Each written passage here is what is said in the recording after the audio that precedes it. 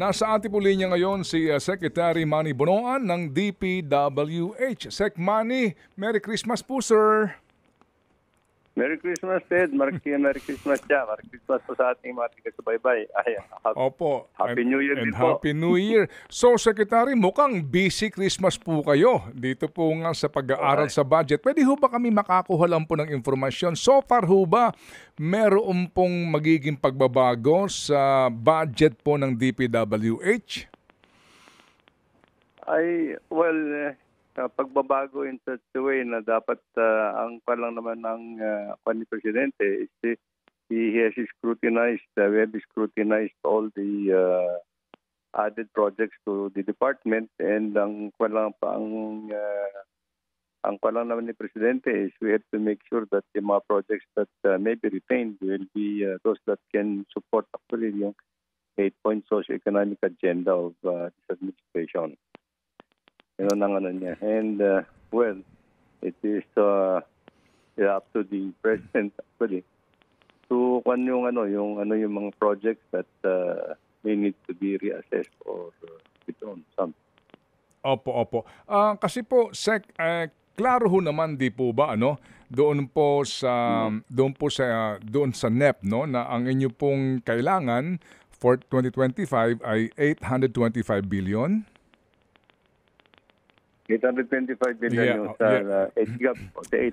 Opo. Sige po. So, ito nga po, Sec, sa sinasabing nyo na nag-aaral ng Presidente, pinag-aaralan nga yung mga importanteng mga proyekto na dapat talagang tapusin na at simulan.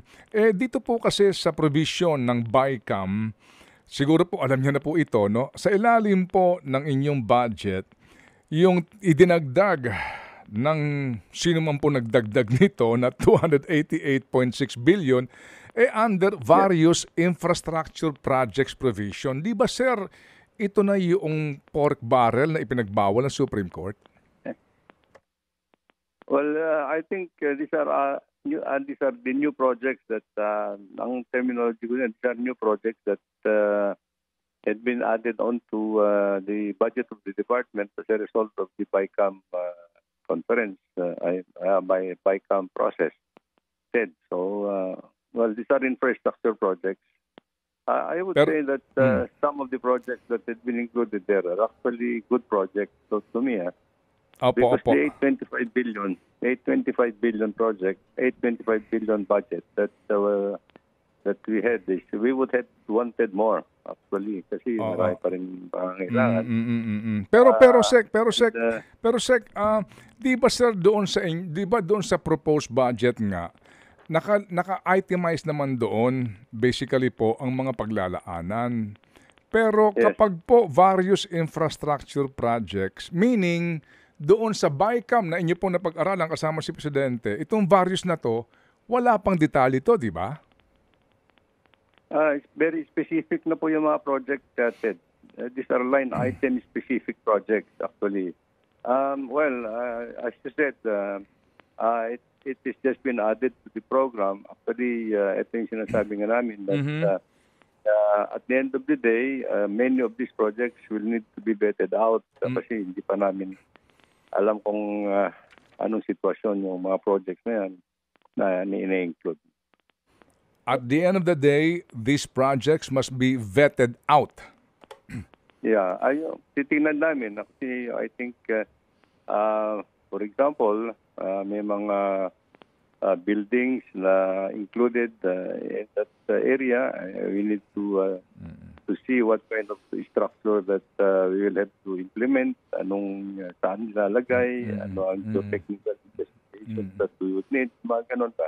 So we have to prepare them also before we implement them. Opo. Sige po. So Sec, yun po bang mga foreign assisted projects sa ilalim po ng DPWH? Kumusta po sa pag-aaral po ninyo kasama si Presidente? I think adequately na naman ngayon. I think in fairness kasi sa 2024, all that we had requested for foreign assisted program were also released naman sa amin yung 2024 budget. I think it will be similarly kwan yung arrangement with the Department of Finance and the Department of Budget and Management. Mm-mm. Kasi yung foreign assisted projects, yung loan component yan, which is actually about 70 or 80% of the total project cost, Mm-mm. are funded na from loans actually, and these are already appropriated actually. Meron na source ito, so we don't worry about the sourcing eventually at the end of the day. So I think meron naman kaming naka-line item na ngayon Mm-mm. sa 2025 budget, kahit na partially for the time being, but that's good enough for us actually to operate until the first semester. Okay, pero sir, yung sa flood control po natin, particularly in Metro Manila, kumpirmado na po iyon na dito po sa Yes. dito po sa dito po sa World ating Bank. inutang sa World Bank, yung 20 proposed World Bank. pumping stations, naging 4 na lang po ito because of Yes, po. right of way issues, Sec.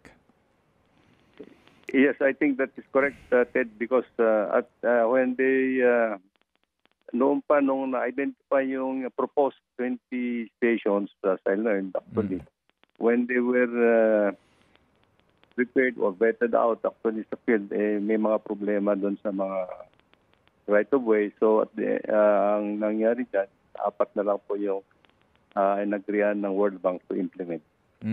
Kasi nga din po sa right of way issue. Pero Sec, ano pong report ng tauhan nyo on the ground? Hindi kaya ito malaki po ang epekto nito sa flood control natin sa Metro Manila?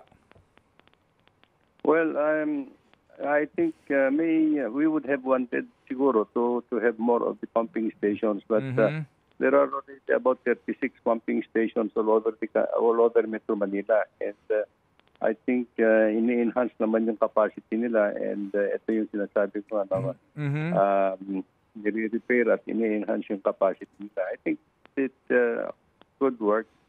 And hindi naman namin binibitawan yung mga other pumping stations for as long as we will be able to clear siguro yung mga right of way issues.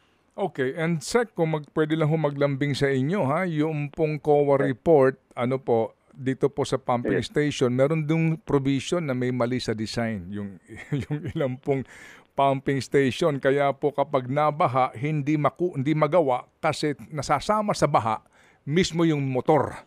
Yan po yung sinasabi doon sa COA. At inaamin po naman yan ng mga taga-MMDA na siya pong maintenance nitong ating pumping station. Baka lang po hindi pa nakakaabot sa inyo po yung report ng mga tauhan nyo. I'll take note of that. Opo. And then Sec, kasi po, di ba ang main issue po dito, mas malaki ang infrastructure budget kumpara sa education. Kung mamarapatin lang po ninyo if you're at liberty to tell us, so dito po ba sa dito ba sa inyo pong meeting with finance, with DBM, with executive secretary at kayo, dito ho ba lalabas na mas mataas ng edukasyon kumpara po sa budget ninyo? I would not know, Ted. Sorry, hindi masasagot yan. But I think we'll leave it to the economic team actually to determine actually anong levels na yung allocations for its department na. Opo, pero sa dinami-dami sir ng secretary, kayo naimbitahan doon, hindi pa naimbitahan si Secretary Angara o sino man, kayo ang importante doon sa meeting. Ay, malaki kasi naidagdag yata sa amin. Opo. So napag-usapan niyo po, Sec, kung sakasakali ho ba na aalisin tong 288 na dagdag nila, okay lang po kayo? Well, we'll leave it up to the discretion of the President siguro and the economic team actually to determine up to what level of policy. There are also considerations that, as I said, there may be worthwhile projects that we can continue to implement doon sa naidagdag. There are many actually that I have seen na pwede namang i-implement. But if you remove it completely, then I think there is also this yung ng economy of the country, because these are the levels that has been projected to support the economic development of the country. Opo, opo, oo nga po kasi Budget. nga labor intensive po ito kapag construction. Yes. May tanong lang po si Chacha pahabol po Sec ha. Opo. Yes. Sec Manny, Yes, sir. good morning po. Yes, Ano na sir. pong update Good dito sa morning, sir. Andaya Highway? Sa pinakahuling report, tama po ba isang section na lang ang kinukumpuni ng DPWH sa area na yan? Kailan po natin ina-expect na matatapos po ito? Yes, Cha, I think we are actually trying to do the best that we can kasi hanggang ngayon nag-uulan pa din sa Bicol, no? Continuous yung rain, yung pag-uulan doon. And at least nakumpuni namin yung one lane and we are trying to do the second lane na. I hope that we can do it before the New Year. Actually, yung segment of yung second lane actually doon sa Lupi, no? Hindi naman gaano kahaba yung stretch but not just the same. I think it's still a challenge for us kasi nag-uulan and we cannot compact yung mga base at saka yung mga underneath yung pavement at this point in time. So yun lang ang mga pinag-aantabayan namin dyan. If weather will cooperate sana in a couple of days, then we should be able to finish up with Oo, yun nga din po ang problema, hindi nyo ma-full blast dahil po dun sa weather. Pero Sec, dun sa pinakahuling mga report, nabawasan na rin po ba kahit papano yung traffic na nararanasan ng mga dumadaan dito sa Andaya Highway? Yes. Yes po. I think the report is actually medyo it still is meron pa ring traffic management that is being done kasi because it's just one lane po. And we are actually suggesting some alternate routes naman. Pero marami naman yung mga vehicles are using the alternate routes ngayon for the time being. And well, we would like to thank actually Department Ayon LTO and the local government for helping us actually to manage the traffic in those areas. Okay. Sec, di ko sure kung nakita nyo na po ito, trending ngayon online. Ito pong Biliran Steel Bridge sa may Eastern Samar. Yeah. Nakikita Sa nyo po Leyte yun yan, sa sa Leyte. Leyte. Sorry po. Umuuga ng Leyte po. sobra dahil po dun sa lakas ng hangin. O ano po bang nun? Anong dahilan nun? Hindi lang po yung hangin kasi marami ko yung overloaded trucks kasi that are passing through that bridge. And unfortunately, I think this is an old bridge. It's almost more than 50-year-old bridge actually, itong Biliran Bridge. And our assessment is that there are, of course, I have to admit na there are loose bolts already underneath, no? And we need to replace these bolts and tighten them. Actually, yung mga ganun lang. Structurally, hindi naman yung bridge. It's only we need to retrofit actually and replace yung mga some parts of it, actually, including yung mga bolts that have been corroded at nag-worn out na po. Yun ang report nila sa akin kanina and immediately after maka-procure ko kami doon sa mga necessary bolts, then it should not take so much of the time actually to do it actually po. Do you have to close the bridge, Sec? No, hindi. We are not considering to close the bridge actually, Ted. Actually, we just have to limit the load. the loading for the time being Okay. as we are trying to undertake yung rectification of the parts underneath. Opo. So, meron ba tayong weighbridge na po? Kasi ang daming pasaway sa probinsya, sir. Pag wala nagbabantay po dyan, dadaanan yan. Oo. Ito nga totoo, Ted. Yan ang problema natin all over the country. Yung mga talagang 70% of loaded trucks are overloaded. Sino magbabantay, Sec, bago humakatawid ang isang truck na punong-puno ng graba, for example? Well, it is actually a tri-agency effort. Actually, dapat ito. Actually, DPWH should be the one to operate the machines for the weighing. LTO is the police should be the one to traffic, and LTO should be the one to issue the penalties or something. Yung mga ganun.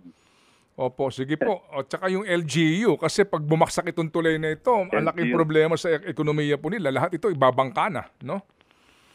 Tama po. Opo, I opo. hope that yung kagaya ng ginagawa ko nila dito sa Region 3 Mm-mm. where they have prohibited actually yung mga overloaded trucks that are carrying sand and gravel, yung mga ganun po. They have already seen actually the damage that is being caused actually by the overloaded vehicle. Opo, sige po. So, Sec, salamat na marami po sa inyo pong panahon sa aming programa at kami po nagagalak na kayo po yung mga kapanayam and muli pong pagbati po namin sa inyo ng isa pong masagana na bagong taon para po sa inyong kagawaran. Salamat din, Ted, sa pagkakataon at panalangin natin sana sa bagong taon bawas-bawasan po yung mga bumibisita sa ating mga typhoons, calamities, at, para maginawa naman tayo ng kapahan mabuti. Opo. Sana nga po, Sec. Thank you, Thank you, sir, at mabuhay. Thank you.